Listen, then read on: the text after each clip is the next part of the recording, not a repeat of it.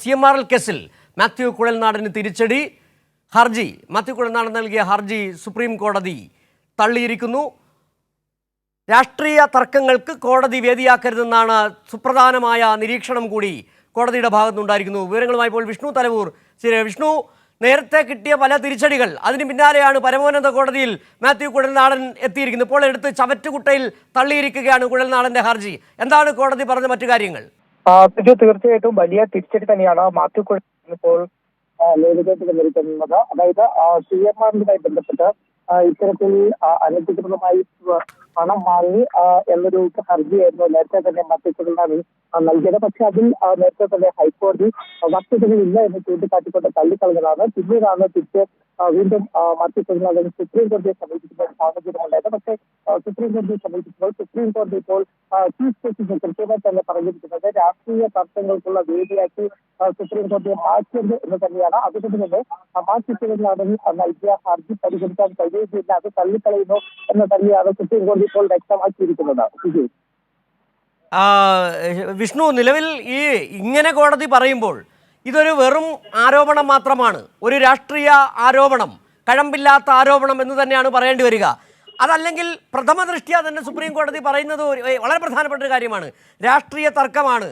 ഇവിടെ സംസ്ഥാനത്തെ മുഖ്യമന്ത്രിയുടെ മകൾക്കെതിരെ അടക്കം ആരോപണങ്ങൾ ഉന്നയിക്കുന്നത് കൃത്യമായ രാഷ്ട്രീയ ലക്ഷ്യത്തോടു കൂടിയാണെന്ന് തന്നെ നമുക്ക് വായിച്ചെടുക്കാം. നേരത്തെയും ഇതുമായി ബന്ധപ്പെട്ട് മാത്യു കുഴൽനാടൻ കീഴ്ക്കോടതികളെ സമീപിച്ചു, അവിടെ എല്ലാം തിരിച്ചടി നേരിടുകയും ചെയ്തു.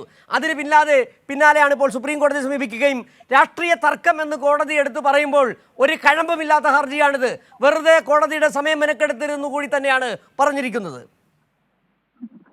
തീർച്ചയായിട്ടും അത്തരത്തിൽ തന്നെയാണ്. കാരണം മാത്യു കുഴൽനാടൻ നൽകിയിരിക്കുന്ന ഹർജിയിൽ ഒരു തരത്തിലുമുള്ള കഴപ്പില്ല.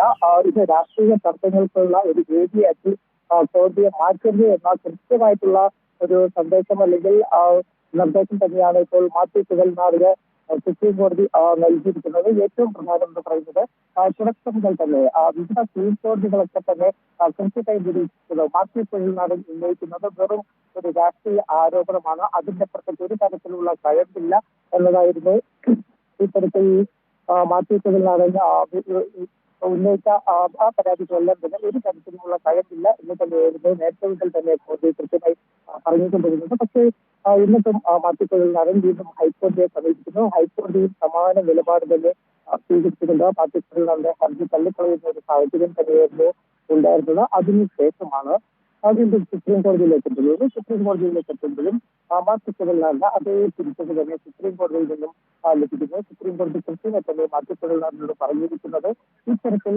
രാഷ്ട്രീയ തർക്കങ്ങൾക്കുള്ള വേദിയാക്കി മാറ്റരുത്, ഈ തർക്കങ്ങൾ രാഷ്ട്രീയ തർക്കങ്ങൾക്കുള്ള വേദിയാക്കി മാറ്റരുത്, ഇത്തരത്തിൽ ഒരു തരത്തിലുമുള്ള കഴമ്പ് ഇല്ലാത്തതാണ് ഈ വാദങ്ങൾ എന്ന് തന്നെയാണ് സുപ്രീം കോടതി നിർദ്ദേശിച്ചത്. ഇത് മാത്യു കുഴൽനാടൻ ഇപ്പോൾ അല്പസമയത്തിനകം മാധ്യമങ്ങളെ എന്തായാലും പ്രതികരണം ഇപ്പോൾ തന്നെ ഉണ്ടാകും.